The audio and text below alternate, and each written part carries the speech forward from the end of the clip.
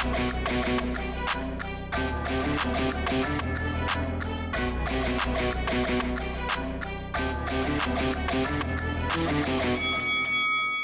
guys, welcome to Boxing Squared for boxing news and views from around the internet. Tony Yoka has a problem. The 7-0 former Olympic gold medalist, he really seems to be stuck in the mud at the moment, not really getting any traction moving his career forward. Partly that's the pandemic, but clearly there were issues ahead of that, and we'll get to it. So what's prompted this video, and I've been meaning to talk about Tony Yoka for a while, but there was an article that Sky Sports did, and I'm not going to be covering any quotes from it. I'm not going to be really talking about it in any meaningful way, except it was a good prompt for me to do the video. And predictably, Sky sort of took the, Anthony Joshua and Tony Yoka, gold medalists, Yoka hasn't achieved as much as Joshua at the same point in their careers, and they used some statements that Yoka had made that against him effectively, that he said he wanted to become a champion quicker than Anthony Joshua did. But clearly that hasn't happened, but I don't want to get too much into what they've said and done, because certainly slanted towards the guy that they are pushing his fights on pay-per-view, etc. But just because Tony Yoka hasn't gone as far as some may have thought by this stage in his career, it doesn't mean that the guy can't do something in the heavyweight division. 28 years old, and we have to remember that. He's coming into his prime years, but let's hope that he doesn't waste it. So after the 2016 games, he signs a deal with Canal. He's on with Richard Schaefer and Ringstar, and he has fights in France. This is something early on in his career. He said, look, I want to become a heavyweight champion, and I want to do it on my home turf. I want to do it in France in front of my friends, family, and country. But I think we can make an argument that maybe that was actually a strategical sort of misstep, because it was always going to, and I said this in the last year or two, it was always going to be quite a hard sort of thing to do in terms of getting the right fights, getting the right rankings, and bringing a title fight to France. Not impossible. It was just always going to take some considerable time. It wasn't going to happen in a couple of years. And he wanted to become a champion quicker than Anthony Joshua. Joshua, I believe, it was about a year or so after he won the gold in London that he turned pro. And then about 3 years after that, or roughly 3 years, he was a champion in 2016.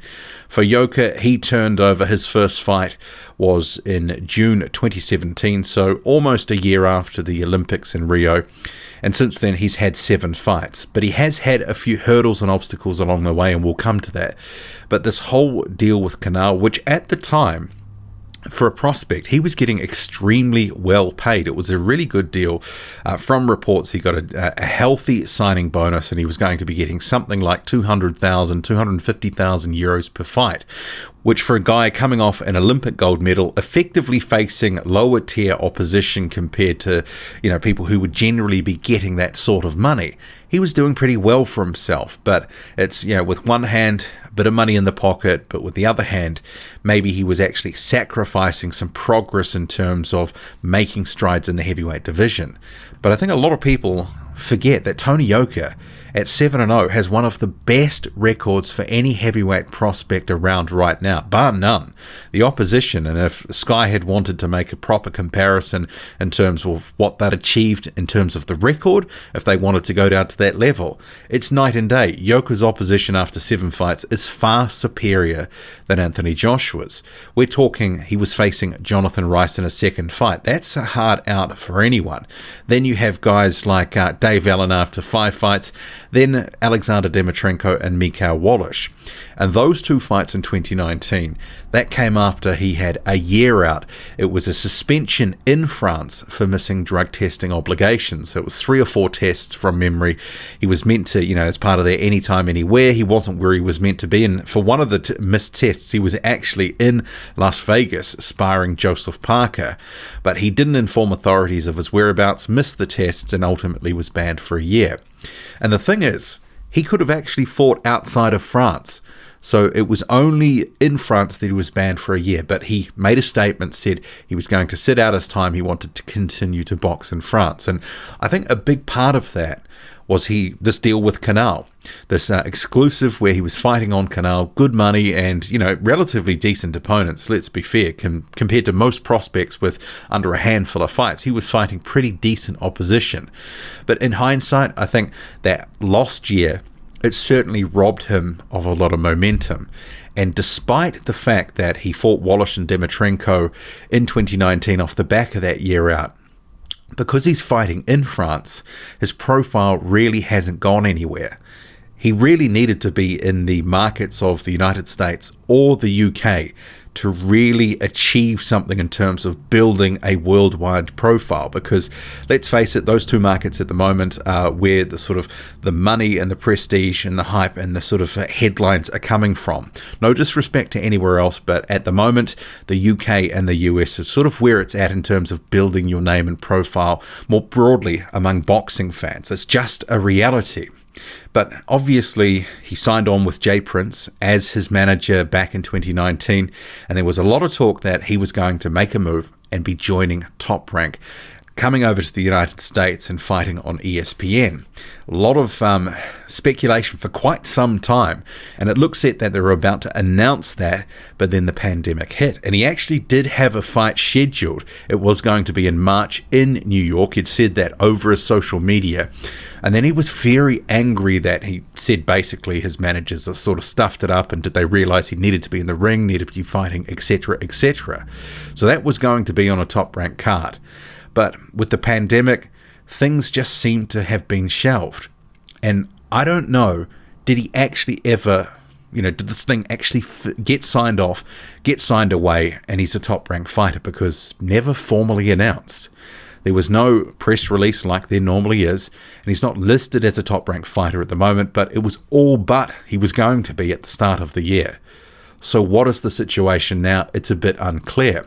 And with the pandemic, and obviously the US is sort of having a lot of cases at the moment, it's pretty unlikely that Tony Yoka is going to just up and leave his family. He's got a number of children, etc., at this point, and then go to the United States for an extended period. I just can't see it. I think he's going to ride this out until things dampen down. But I think we can ask the question, is some of his prime and is some of the decisions that he's made sort of coming back to haunt him? Has he wasted some of the best years of his career? Because for a guy, an Olympic champion, 6'7", moves like a gazelle, 82-inch reach, already got one of the best records for a prospect, although he probably should have had more fights by now. It does feel that he should be further along. The suspension, that hurt him. Probably the decision to fight in France, it hurt him. Maybe he should have been fighting in the US sooner. Perhaps he should have been basing himself in the US. He could be fighting right now. But he's had another period of inactivity, and that's in part due to the pandemic and not getting that deal over the line with Top Rank and getting a fight in. Because he could be 8-0 right now if he had have actually fought in March 2020 on a Top Rank card. So where things sit with a potential Top Rank deal, it's unclear. I mean, maybe because of the pandemic, things could change. We just don't know. But he is a guy, at 28, he needs to start making a move in the heavyweight division. He does have and has had some rankings, but for the most part, he really has been a bit of an invisible man in the heavyweight division. Some of it down to his own doing, missing the drug testing, getting banned for a year in France, deciding not to fight outside of France for that year, but in general, basing himself in his home country. And I can sort of see why he wanted to do that, but clearly it hasn't quite panned out in the way that he wanted it to, because if it had, he wouldn't have been indicating that he was going to be fighting in the United States and sort of starting the next chapter of his career. So yeah, hopefully we get some news soon about what he's going to do. There has been talk over the years of a Johan Duhaupas fight, and it hasn't quite come off for a number of reasons. Last year, Duhaupas had a child and took some time away from boxing, and it was sort of rumoured for December 2019, never panned out. But will we get it? And if there is going to be some sort of interim fight before he comes to the United States, Duhaupas and Yoka, that makes as a great sort of domestic dust-up in France.